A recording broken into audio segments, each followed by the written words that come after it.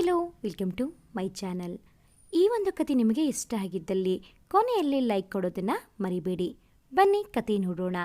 ಇವತ್ತಿನ ಕತೆ ನನ್ನವಳು. ಕಣ್ಣ ರೆಪ್ಪೆಯ ಮುಚ್ಚದೆ ನೋಡಬೇಕೆನ್ನುವ ಚೆಲುವಿನವಳು, ಬೆಳಕಿನ ಸೂರ್ಯನ ಕಾಂತಿಯ ಮುಖದವಳು, ನನ್ನ ಒಲವಿನ ಮಂದಾರ ಪುಷ್ಪ ನೀನು. ನಿನ್ನ ಮನಮೋಹಕ ಪ್ರೀತಿಗೆ ಶರಣು ನಾನು. ಯಪ್ಪ ಯಪ್ಪ, ಏನೇ ಹುಡುಗಿ, ಕಣ್ಣು ಮುಚ್ಚಿದರೂ ಕಣ್ಣು ಬಿಟ್ಟರೋ ನಿನ್ನ ಹೊರತಾಗಿ ಏನೂ ಯೋಚಿಸಲು ಆಗುತ್ತಾ ಇಲ್ಲ ನನಗೆ. ನಿನ್ನ ಯಾವಾಗ ನೋಡುವೆನೋ, ನೋಡಿ ಯಾವಾಗ ನಿನ್ನ ಮುದ್ದಾಡುವೆನೋ. ನಿನ್ನ ಸನಿಹದ ಅಪ್ಪುಗೆಯಲ್ಲಿ ಲೋಕವ ಮರೆತು ನಿನ್ನವನು ಯಾವಾಗ ಆಗುವೆನೋ ಅನ್ನೋ ಪ್ರತಿ ಕ್ಷಣದ ಕಾತುರ ನನಗೆ. ನಿನ್ನನ್ನು ನೋಡಿದಾಗಲೇ ನಿನ್ನ ಮಿಂಚಿನ ಕಣ್ಣುಗಳಲ್ಲಿ ಕಳೆದು ಹೋದೆ. ಅದೇನೋ ನವಿರಾದ ಭಾವ, ನೀನು ನನ್ನವಳು ಅನ್ನೋ ತುಸು ಜಂಬ. ಇಷ್ಟು ವರ್ಷ ನಿನಗಾಗಿ, ನಿನ್ನ ಪ್ರೀತಿಗಾಗಿ ಕಾದವನೋ ಈ ಒಂದು ರಾತ್ರಿ ಕಳೆಯಲು ಕಷ್ಟವಾಗುತ್ತಿದೆ. ಯಾವಾಗ ಸೂರ್ಯನ ಬೆಳಕು ಭುವಿಗೆ ಬರುವುದೋ, ನಿನ್ನ ಯಾವಾಗ ನೋಡುವೆನೋ ಎಂದು. ಫೋಟೋವನ್ನು ತಬ್ಬಿ ಮಲಗಿದವನಿಗೆ ಕನಸಿನಲ್ಲೂ ತನ್ನವಳದೇ ನೆನಪು. ಟ್ರೈನ್ ನಿಂತ ಶಬ್ದಕ್ಕೆ ತನ್ನ ಲಗೇಜನ್ನು ತೆಗೆದುಕೊಂಡು ಇಳಿದವನೋ ಸುತ್ತಲೂ ನೋಡಿದರೂ ಅವಳ ಸುಳಿವೇ ಇರಲಿಲ್ಲ. ಯಾವಾಗಲೋ ಅವನಿಗಿಂತ ಮೊದಲೇ ಬಂದು ಕಾಯುತ್ತಾ ಕುಳಿತಿರುವವಳು ಈ ದಿನ ಬರದೇ ಇದ್ದದ್ದೋ ತುಸು ಬೇಸರ ತಂದಿತ್ತಾದರೂ ಅವಳ ತುಂಟಾಟದ ಅರಿವಿದ್ದ ಅವನಿಗೆ ಏನಾದರೂ ಕೀಟಲೆ ಮಾಡಿರಬಹುದು ಎಂದು ಭಾವಿಸುತ್ತಾನೆ. ಆದರೆ ಮನಸ್ಸಿನಲ್ಲಿ ಏನೋ ತಳಮಳ, ಒಂದು ರೀತಿಯ ಬೇಸರದ ಭಾವ ಅವನಿಗೆ. 3 ವರ್ಷಗಳ ಕಾಲ ಅವಳನ್ನು ನೋಡದೇ ಇದ್ದ ಕಾರಣ ಈ ರೀತಿ ಆಗುತ್ತಿರಬಹುದು ಎಂದೆನಿಸಿ ಅಲ್ಲಿಂದ ಹೊರಟು ಮನೆಗೆ ಬಂದವನನ್ನು ಮೊದಲು ಸ್ವಾಗತ ಮಾಡಿದ್ದು ಅವನ ಮುದ್ದು ಪಪ್ಪಿ. ತನ್ನ ಒಡೆಯನನ್ನು ವರ್ಷ ನೋಡದೇ ಇದ್ದರೂ ಕೂಡ ಅವನ ಗುರುತು ಮರೆತಿರಲಿಲ್ಲ. ಅವನನ್ನು ನೋಡಿ ಮೈ ಮೇಲೆ ಎಗರಿ ಅವನ ತೋಳಿನಲ್ಲಿ ಆಸರೆ ಪಡೆದುಕೊಂಡು ಅವನನ್ನೇ ನೋಡುತ್ತಿದ್ದ ಮುದ್ದು ನಾಯಿಯನ್ನು ಪ್ರೀತಿಯಿಂದ ತಲೆ ಸವರಿ ಮನೆಯ ಒಳಗೆ ಬಂದವನನ್ನು ನೀರು ಕೊಟ್ಟು ಉಪಚರಿಸಿದರು ವಿನುತಾ. ಯಾವಾಗಲೂ ತಾನು ಮನೆಗೆ ಬರುವೆ ಎಂದ ತಕ್ಷಣ ಮನೆಯ ಬಾಗಿಲಿನಲ್ಲಿ ಕಾದು ಕುಳಿತುಕೊಳ್ಳುತ್ತಿದ್ದ ತಾಯಿ ಈ ದಿನ ತಾನು ಬಂದರೂ ಕೂಡ ಯಾಕಾದರೂ ಬಂದನೋ ಅನ್ನುವ ರೀತಿ ಮುಖ ಮಾಡಿ ನಿಂತದ್ದು ನೋಡಿದವನಿಗೆ ಅದೇಕೋ ಏನೂ ಸರಿಯಿಲ್ಲ ಎಂದೆನಿಸಿತ್ತು. ಲೇ ವೀನು, 3 ವರ್ಷದ ನಂತರ ನಿನ್ನ ಮಗ ಬಂದಿದ್ದಾನೆ. ನಿನ್ನ ಆಸೆಯ ಹಾಗೆ ಒಂದು ದೊಡ್ಡ ಕಂಪನಿಯ ಕೆಲಸ, ಕೈತುಂಬ ಸಂಬಳ ಎಲ್ಲ ಸಿಕ್ಕಿದೆ. ನಮ್ಮ ಕೈತಪ್ಪಿ ಹೋದ ಎಲ್ಲ ಆಸ್ತಿ ಕೂಡ ಮರಳಿ ಗಳಿಸಿರುವೆ. ನಿನಗೆ ಗೊತ್ತಾ, ನನ್ನ ಜಾನು ಮದುವೆ ಆಗುವ ಯೋಗ್ಯತೆ ಇಲ್ಲ ಅಂತ ನಿನ್ನ ಅಣ್ಣ ಹೇಳಿದ್ದು ನೆನಪು ಇದೆ ಅಲ್ವಾ? ಈಗ ನೋಡು, ಅವರ ಮಗಳನ್ನು ಚೆನ್ನಾಗಿ ನೋಡಿಕೊಳ್ಳುವಷ್ಟು ಹಣ ಸಂಪಾದನೆ ಮಾಡಿ ಬಂದಿದ್ದೀನಿ. ಈಗ ನೀನು ಯಾವುದೇ ಹಿಂಜರಿಕೆ ಇಲ್ಲದೆ ನಿನ್ನ ಅಣ್ಣ ನರೇಂದ್ರ ಪಾಟೀಲ್ ಅವರ ಬಳಿ ಹೋಗಿ ನಿಮ್ಮ ಮಗಳನ್ನು ನನ್ನ ಮಗನಿಗೆ ಕೊಡಿ ಎಂದು ಧೈರ್ಯವಾಗಿ ಕೇಳಬಹುದು. ಯಾವುದೇ ಹಿಂಜರಿಕೆ ಬೇಡ ಎಂದು ಹೇಳುತ್ತಾ ತನ್ನ ತಾಯಿಯನ್ನು ತಬ್ಬಿಕೊಂಡರೂ ಕೂಡ ಅವಳಿಂದ ಯಾವುದೇ ಉತ್ತರ ಬಾರದೆ ಇದ್ದದ್ದು ನೋಡಿ ಅವಳ ಮುಖವನ್ನು ನೋಡಿದವನು ಹನಿ ಹನಿಯಾಗಿ ಜಾರುತ್ತಿದ್ದ ಅವಳ ಕಣ್ಣೀರು ನೋಡಿ ಭಯ ಆಗುವುದು. ಅಮ್ಮ, ಯಾಕೆ, ಏನಾಯ್ತು? ನೀನು ಯಾಕೆ ಈ ರೀತಿ ಅಳುತ್ತಾ ಇದ್ದೀಯಾ ಎಂದು ಕೇಳಿದರೋ ಅವಳ ಉತ್ತರ ಶೂನ್ಯ ಆಗಿತ್ತು. ಅಮ್ಮ, ದಯವಿಟ್ಟು ಹೇಳೋ, ನೀನು ಈ ರೀತಿ ಇದ್ದರೆ ನಿಜಕ್ಕೂ ಭಯ ಆಗುತ್ತೆ ನನಗೆ, ಹೇಳಮ್ಮ ಎಂದು ಪದೇ ಪದೇ ಬೇಡಿಕೊಂಡವನನ್ನು ಪ್ರೀತಿಯಿಂದ ಕರೆದು ಮಡಿಲಿನಲ್ಲಿ ಮಲಗಿಸಿಕೊಂಡು, ದೇವ್, ಜೀವನದಲ್ಲಿ ನಾವು ಬಯಸಿದ್ದು ಎಲ್ಲ ಸಿಗಲ್ಲ. ಸಿಕ್ಕಿರುವುದರಲ್ಲಿ ಸಂತೋಷ ಪಡಬೇಕು. ನೀನು ನನಗೆ ಮಾತು ಕೊಡು. ನಾನು ಈಗ ಹೇಳುವ ವಿಷಯದಿಂದ ಕೋಪ ಮಾಡಿಕೊಳ್ಳಲ್ಲ, ದುಡುಕಿ ನಿರ್ಧಾರ ತೆಗೆದುಕೊಳ್ಳಲ್ಲ ಎಂದರು. ಹೇಳಿದವಳ ಮಾತಿಗೆ ಸರಿ ಅಮ್ಮ, ನೀನು ಹೇಳಿದ ಹಾಗೆ ಕೇಳ್ತೀನಿ, ಕೋಪ ಮಾಡಿಕೊಳ್ಳಲ್ಲ, ದುಡುಕಿ ನಿರ್ಧಾರ ಕೂಡ ಮಾಡಲ್ಲ ಎಂದು ತನ್ನ ತಾಯಿಯ ಕೈ ಮೇಲೆ ಪ್ರಮಾಣ ಮಾಡುತ್ತಾನೆ. ದೇವ್, ನಿನ್ನ ಜಾನುಗೆ ಬೇರೆಯವರ ಜೊತೆ ಮದುವೆ ನಿಶ್ಚಯ ಆಗಿದೆ. ನಾಳೆಯೇ ಅವಳ ಮದುವೆ. ನಿನ್ನ ಮತ್ತು ಅವಳನ್ನು ದೂರ ಮಾಡಬೇಕು ಅನ್ನೋ ಕಾರಣಕ್ಕೆ ನನ್ನ ಅಣ್ಣ ನೀನು ಒಂದು ಒಳ್ಳೆಯ ಕೆಲಸ ಸಂಪಾದನೆ ಮಾಡಬೇಕು ಅಂತ ಸುಳ್ಳು ಹೇಳಿ ನಿನ್ನ ಕಳಿಸಿದ್ದು ಎಂದು ಸ್ವಲ್ಪ ಹಿಂಜರಿಕೆಯಲ್ಲಿ ಹೇಳುತ್ತಾಳೆ. ತಾಯಿಯ ಮಾತನ್ನು ಕೇಳಿದವನಿಗೆ ಬರಸಿಡಿಲು ಬಡಿದಂತೆ ಆಗಿತ್ತು. ತನ್ನ ಪ್ರಾಣ ಎಂದು ಅಂದುಕೊಂಡ ತನ್ನ ಜಾನು ಇನ್ನೊಬ್ಬನ ಹೆಂಡತಿ ಆಗುತ್ತಾಳೆ ಎಂದು ಕೇಳಿದವನ ಹೃದಯ ಬಡಿತ ಒಂದು ಕ್ಷಣ ನಿಂತ ಅನುಭವ ಆಗಿತ್ತು. ಅವನಿಗೆ ಅರಿವಿಲ್ಲದೆ ಕಣ್ಣ ಹನಿಗಳು ನಿಲ್ಲದೆ ಜಾರುತ್ತಿತ್ತು. ಅಮ್ಮ, ಏನು ಹೇಳುತ್ತಾ ಇದ್ದೀಯಾ? ನನ್ನ ಜಾನು ಇನ್ನೊಬ್ಬರನ್ನು ಮದುವೆ ಆಗುತ್ತಾ ಇದ್ದಾಳೆ ಅಂದರೆ ಏನರ್ಥ? ಅವಳು ನನ್ನ ಮರೆತು ಮತ್ತೊಬ್ಬನನ್ನು ಮದುವೆ ಆಗೋಕ್ಕೆ ಹೇಗೆ ಸಾಧ್ಯ ಎಂದು ನೋವಿನಲ್ಲಿ ಕೇಳುತ್ತಾನೆ. ನೋಡು ದೇವ್, ಇಲ್ಲಿ ನಿನ್ನ ಹೇಗೆ ಮರೆತಳು ಅನ್ನೋ ಪ್ರಶ್ನೆ ಬರಲ್ಲ ಕಂದ. ತಂದೆ ತಾಯಿಯ ಮಾತಿಗೆ ಬೆಲೆ ಕೊಟ್ಟಳು. ನಿನ್ನ ಬಿಟ್ಟು ಬೇರೆಯವನನ್ನು ಮದುವೆ ಆಗಲ್ಲ ಅಂತ 3 ವರ್ಷದಿಂದ ನನ್ನ ಅಣ್ಣ ಕೊಟ್ಟ ಕಾಟ ಎಲ್ಲ ಸಹಿಸಿಕೊಂಡಳು. ಆದರೆ ನನ್ನ ಅಣ್ಣ ಈ ಮದುವೆ ಆಗಿಲ್ಲ ಅಂದರೆ ಸಾಯುವೆ ಎಂದು ಬೆದರಿಸಿ ಅವಳನ್ನು ಮದುವೆಗೆ ಒಪ್ಪಿಸಿದ್ದಾರೆ. ಹಾಗಾಗಿ ಅವಳಿಗೆ ಒಪ್ಪಿಗೆ ಇಲ್ಲದೇ ಇದ್ದರೂ ಕೂಡ ಮದುವೆ ಆಗುತ್ತಾ ಇದ್ದಾಳೆ ಕಂದ ಎಂದು ನೋವಿನಲ್ಲಿ ಹೇಳುತ್ತಾರೆ. ಅಮ್ಮ, ಅವಳಿಗೆ ಮದುವೆ ಇಷ್ಟ ಇಲ್ಲ ಅಂದ ಮೇಲೆ ಯಾಕೆ ಅವಳಿಗೆ ಒತ್ತಾಯವಾಗಿ ಮದುವೆ ಮಾಡೋದು? ನಾನು ಈಗಲೇ ಹೋಗಿ ಅವಳನ್ನು ಕರೆದುಕೊಂಡು ಬರುವೆ ಎಂದು ಹೊರಟವನ ಕೈ ಹಿಡಿದು, ನೋಡು ದೇವ್, ಅವಳಿಗೆ ಈಗಾಗಲೇ ನಿಶ್ಚಿತಾರ್ಥ ಆಗಿದೆ. ಬೇರೆಯವನ ಹೆಸರಿನ ಮೆಹಂದಿ ಅವಳ ಕೈನಲ್ಲಿ ಇದೆ. ಅರಿಶಿನ ಶಾಸ್ತ್ರ ಎಲ್ಲ ಆಗಿದೆ. ಬೆಳಗ್ಗೆ ಆದರೆ ಅವಳ ಕೊರಳಲ್ಲಿ ಇನ್ನೊಬ್ಬನು ಕಟ್ಟುವ ತಾಳಿ ಇರುತ್ತೆ. ಇನ್ನೊಬ್ಬಳ ಹೆಂಡತಿ ಆಗುವವಳನ್ನು ಪದೇ ಪದೇ ನನ್ನ ಜಾನು ಅಂತ ಕರೀಬೇಡ ಎಂದು ಸ್ವಲ್ಪ ಕೋಪದಲ್ಲಿ ಹೇಳುತ್ತಾರೆ. ಆದರೂ ತಾಯಿಯ ಮಾತನ್ನು ಧಿಕ್ಕರಿಸಿ ಹೊರಟವನನ್ನು ನಿಲ್ಲಿಸಿ, ನೋಡು ದೇವ್, ನೀನು ಈ ಬಾಗಿಲು ದಾಟಿ ಹೋದರೆ ನನ್ನ ಮೇಲೆ ಹಾಣೆ. ಒಂದೇ ಒಂದು ಬಾರಿ ಅರ್ಥ ಮಾಡ್ಕೋ, ಅವಳಿಗೆ ಅರ್ಧ ಮದುವೆ ಆಗಿ ಹೋಗಿದೆ. ಮನೆಗೆ ಸಂಬಂಧಿಕರು ಸ್ನೇಹಿತರು ಎಲ್ಲ ಬಂದಿದ್ದಾರೆ. ಈಗ ನೀನು ಹೋಗಿ ಜಾನು ಬೇಕು ಎಂದು ಹಠ ಮಾಡಿದರೆ ಎರಡೂ ಮನೆಯ ಮರ್ಯಾದೆ ಹಾಳು ಆಗುತ್ತೆ. ನಮ್ಮ ಸಂಬಂಧಿಕರ ಎದುರು ತಲೆ ಎತ್ತಿ ತಿರುಗೋಕೆ ಕೂಡ ಆಗಲ್ಲ. ದಯವಿಟ್ಟು ನಿನ್ನ ಪಾಡಿಗೆ ನೀನಿರು. ಕೆಲವು ದಿನಗಳ ನಂತರ ಅವಳನ್ನು ಮರೆತು ಇನ್ನೊಬ್ಬಳನ್ನು ಮದುವೆ ಆಗು ಅಷ್ಟೇ ಎಂದು ಹೇಳಿ ಅಲ್ಲಿಂದ ಹೊರಟು ಹೋಗುತ್ತಾರೆ. ತಾಯಿ ಹೇಳಿದ ಪ್ರತಿ ಮಾತಿಗೂ ಉತ್ತರ ನೀಡಲು ಆಗದೆ ತನ್ನ ರೂಮ್ಗೆ ಹೋಗುತ್ತಾನೆ. ಎಷ್ಟು ಹೊತ್ತು ಅವಳ ನೆನಪಿನಲ್ಲಿ ಕೊರಗಿದನೋ ಅವನಿಗೇ ತಿಳಿಯದು. ಬೆಳಕು ಸರಿದು ಕತ್ತಲು ಕವಿದರೂ ಕೂಡ ರೂಮಿನ ಒಳಗೆ ಕುಳಿತು ಅವಳ ನೆನಪು ಮಾಡಿಕೊಂಡು ಅವಳ ಜೊತೆ ಕಳೆದ ಕ್ಷಣವನ್ನು ಮೆಲುಕು ಹಾಕುತ್ತಾನೆ. ಚಿಕ್ಕ ವಯಸ್ಸಿನಿಂದಲೂ ನಾನು ಮತ್ತು ಜಾನು ಒಟ್ಟಿಗೆ ಆಡಿ ಬೆಳೆದವರು. ನನ್ನ ತಂದೆ ತಾಯಿ ಒಬ್ಬರನ್ನೊಬ್ಬರು ಪ್ರೀತಿ ಮಾಡಿ ಮದುವೆ ಆದ ಕಾರಣ ನನ್ನ ಮಾವ ನರೇಂದ್ರ ಪಾಟೀಲ್ಗೆ ನನ್ನ ತಾಯಿಯನ್ನು ನೋಡಿದರೂ ಆಗುತ್ತಿರಲಿಲ್ಲ. ನನ್ನ ತಂದೆ ಯಾವುದೋ ಬಿಸ್ನೆಸ್ ಮಾಡುವೆ ಎಂದು ಇರುವ ಆಸ್ತಿಯನ್ನು ಮಾರಿ ಕೊನೆಗೆ ಅದು ಲಾಸ್ ಆಗಿ ಸಾಲಗಾರರ ಕಾಟ ತಡೆಯಲು ಆಗದೆ ಆತ್ಮಹತ್ಯೆ ಮಾಡಿಕೊಂಡು ಸತ್ತರು. ಆದರೆ ನನ್ನ ತಾಯಿ ಯಾವುದಕ್ಕೂ ಅಂಜದೆ ತಾನು ಕಲಿತ ಅಲ್ಪ ಸ್ವಲ್ಪ ವಿದ್ಯೆಯನ್ನೇ ಬಳಸಿಕೊಂಡು ಪೋಸ್ಟ್ ಆಫೀಸ್ನಲ್ಲಿ ಕೆಲಸ ಸಂಪಾದಿಸಿದ್ದು ಅಲ್ಲದೆ ನನ್ನನ್ನು ನನ್ನ ಆಸೆಯಂತೆ ಓದಿಸಿದಳು. ನಾನು ಮತ್ತು ಜಾನೋ ನಮಗೆ ಬುದ್ಧಿ ಬರುವುದಕ್ಕಿಂತ ಮೊದಲಿನಿಂದ ಒಬ್ಬರನ್ನೊಬ್ಬರು ತುಂಬ ಹಚ್ಚಿಕೊಂಡು ಇದ್ದೆವು. ಅವರ ಮನೆಗೆ ಮತ್ತು ನಮ್ಮ ಮನೆಯ ನಡುವೆ ಮನಸ್ತಾಪ ಇದ್ದರೂ ಕೂಡ ನಾನು ಅವಳು ಕದ್ದು ಮುಚ್ಚಿ ಆಟ ಪಾಠ ಮಾಡುತ್ತಾ ಇದ್ದೆವು. ನಮ್ಮಿಬ್ಬರ ನಡುವೆ ಯಾವಾಗ ಪ್ರೀತಿ ಮೂಡಿತೋ ತಿಳಿಯದು.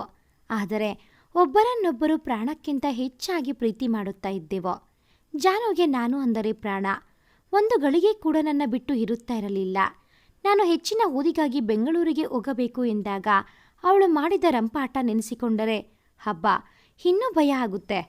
ನಾನು ಹೋಗುವ ಬಸ್ಗೆ ಅಡ್ಡವಾಗಿ ಮಲಗೆ ನನ್ನ ಹೋಗದ ರೀತಿ ತಡೆದಿದ್ದಳು. ನಾನೇ ಅವಳನ್ನು ಮುದ್ದು ಮಾಡಿ ರಮಿಸಿ ಒಪ್ಪಿಸಿ ಬೆಂಗಳೂರಿಗೆ ಬರೋದ್ರೊಳಗೆ 1 ವಾರ ಬೇಕಾಗಿತ್ತು. ಜಾನು ನನ್ನ ಬಳಿ ಯಾವಾಗಲೂ ಹೇಳುತ್ತಾ ಇದ್ದಳು, ನಾನು ನೀನು ಮದುವೆ ಆದ ಮೇಲೆ ನನ್ನ ಅಪ್ಪ ಅಮ್ಮ ನಿನ್ನ ಅಮ್ಮ ಎಲ್ಲ ಒಟ್ಟಿಗೆ ಒಂದೇ ಮನೆಯಲ್ಲಿ ಕೂಡು ಕುಟುಂಬ ರೀತಿ ಇರಬೇಕು. ನನಗೆ ಅವಳಿ ಜವಳಿ ಮಕ್ಕಳು ಆಗಬೇಕು. ಒಂದು ಅತ್ತೆಗೆ, ಇನ್ನೊಂದು ನನ್ನ ಅಪ್ಪ ಅಮ್ಮ ನೋಡಿಕೊಳ್ಳಲು ನೀಡಬೇಕು. ಹಾಗೆ ಹೀಗೆ ಅಂತ ನನ್ನ ತಲೆ ತಿನ್ನುತ್ತಾ ಇದ್ದಳು. ನಾನು ಬೆಂಗಳೂರಿಗೆ ಹೋದಾಗ ಕೂಡ ದಿನಕ್ಕೆ 2 ಬಾರಿಯಾದರೂ ಕಾಲ್ ಮಾಡಿ ಮಾತಾಡಬೇಕಿತ್ತು. ಮಾಡಿಲ್ಲ ಅಂದರೆ ಆಕಾಶ ಭೂಮಿ ಒಂದು ಮಾಡಿಬಿಡುತ್ತಾ ಇದ್ದಳು. ಅವಳು ದಿನಕ್ಕೆ 10 ಬಾರಿಯಾದರೂ ನನಗೆ ಐ ಲವ್ ಯು ಎಂದು ಹೇಳುತ್ತಾ ಇದ್ದಳು. ಆದರೆ ನಾನು 1 ಬಾರಿ ಕೂಡ ಹೇಳುತ್ತಾ ಇರಲಿಲ್ಲ. ಅವಳು ಹೇಳು ಎಂದು ಗೋಗರೆದರೆ ಪ್ರೀತಿಯನ್ನು ವ್ಯಕ್ತಪಡಿಸಿದರೆ ಮಾತ್ರ ಪ್ರೀತಿ ಇದೆ ಅಂತ ಅರ್ಥನಾ ಎಂದು ಹಾರಿಕೆಯ ಉತ್ತರ ನೀಡುತ್ತಿದ್ದೆ.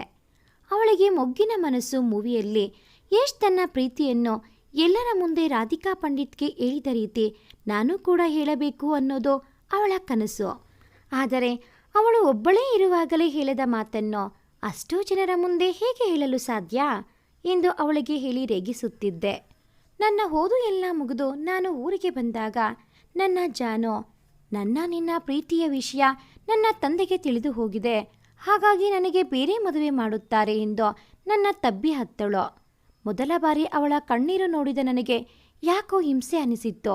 ಹಾಗಾಗಿ ನನ್ನ ಮಾವ ನರೇಂದ್ರ ಪಾಟೀಲ್ಗೆ ನನ್ನ ಮತ್ತು ಜಾನು ಪ್ರೀತಿಯ ವಿಷಯ ಹೇಳಿದೆ. ಆದರೆ ಅವರು ನನ್ನ ಆಸ್ತಿ ಅಂತಸ್ತಿಗೆ ನೀನು ಸಮವಿಲ್ಲ, ನನ್ನ ಮಗಳನ್ನು ಮದುವೆಯಾಗುವ ಯೋಗ್ಯತೆ ಇಲ್ಲ ಎಂದು ಹೇಳಿ ಅವಮಾನ ಮಾಡಿದ್ದರು. ಹಾಗಾಗಿ ಅವರ ಮುಂದೆ ನಾನು ಚಾಲೆಂಜ್ ಮಾಡಿದ್ದೆ. ಒಂದು ಒಳ್ಳೆಯ ಉದ್ಯೋಗ ಹಿಡಿದು ನನ್ನ ತಂದೆ ಕಳೆದುಕೊಂಡ ಆಸ್ತಿಯನ್ನು ಮರಳಿ ಪಡೆದು ನಿಮ್ಮ ಮಗಳನ್ನು ಮದುವೆಯಾಗುವೆ. ನನಗೆ 3 ವರ್ಷ ಅವಧಿ ಬೇಕು ಎಂದು ಕೇಳಿದೆ. ಅವರು ಕೂಡ ಒಪ್ಪಿಕೊಂಡರು. ಆದರೆ ಆ 3 ವರ್ಷಗಳ ಕಾಲ ನೀನು ಜಾನುಳನ್ನು ನೋಡುವುದಾಗಲಿ ಮಾತನಾಡುವುದಾಗಲಿ ಅವಳನ್ನು ಫೋನ್ ಅಥವಾ ಇನ್ನೂ ಯಾವುದೇ ರೀತಿ ಸಂಪರ್ಕ ಮಾಡಬಾರದು ಎಂದು ಮಾತು ತೆಗೆದುಕೊಂಡರು. ಆ ಗಳಿಗೆಯಿಂದ ಇಲ್ಲಿಯವರೆಗೂ ಅವಳ ಜೊತೆ ಮಾತನಾಡಿಲ್ಲ. ಅವಳನ್ನು ಒಂದು ಬಾರಿ ಕೂಡ ನೋಡಿಲ್ಲ. ಅವಳನ್ನು ನೋಡಬಹುದು ಎಂದು ಎಷ್ಟೋ ಆಸೆಯಿಂದ ಬಂದ ನನಗೆ ಈ ರೀತಿ ಆಘಾತ ಕಾದಿರುತ್ತದೆ ಎಂದು ಕನಸಿನಲ್ಲಿ ಕೂಡ ಯೋಚನೆ ಮಾಡಿರಲಿಲ್ಲ. ಜಾನು, ನಿನ್ನ ನಿಜವಾದ ಪ್ರೀತಿಯ ಪರಿ ಈಗ ಅರ್ಥ ಆಗುತ್ತಿದೆ. ನೀನು ಪ್ರತಿ ಬಾರಿ ಹೇಳುತ್ತಿದ್ದೆ, ದೇವ್, ನಾನೇ ಕೂಡ ನಿನ್ನ ಜಾಸ್ತಿ ಪ್ರೀತಿ ಮಾಡೋದು, ನಿನ್ನ ಒಂದು ಗಳಿಗೆ ಕೂಡ ಬಿಟ್ಟಿರೋಕೆ ನನ್ನಿಂದ ಆಗಲ್ಲ, ಆದರೆ ನೀನು ಇದ್ದು ಬಿಡ್ತೀಯಾ ಅಂತ ಹೇಳಿದ್ದೆ ಅಲ್ವಾ. ಈಗ ನೋಡು, ನೀನಿಲ್ಲದೆ ಜೀವನ ಪೂರ್ತಿ ಒಬ್ಬಂಟಿಯಾಗಿ ಇರುವ ಶಿಕ್ಷೆ ದೇವರು ಕೊಟ್ಟಿದ್ದಾನೆ ಎಂದು ಹಳೆಯ ನೆನಪು ಮಾಡಿಕೊಂಡು ಕೊರಗುತ್ತಾ ಅಲ್ಲೇ ಬೆಡ್ ಮೇಲೆ ತಲೆ ಇಟ್ಟವನಿಗೆ ಯಾವಾಗ ನಿದ್ರಾದೇವಿ ಬಂದು ತನ್ನ ಮಡಿಲಲ್ಲಿ ಮಲಗಿಸಿಕೊಂಡಳೋ ಅವನಿಗೇ ಅರಿವಿರಲಿಲ್ಲ.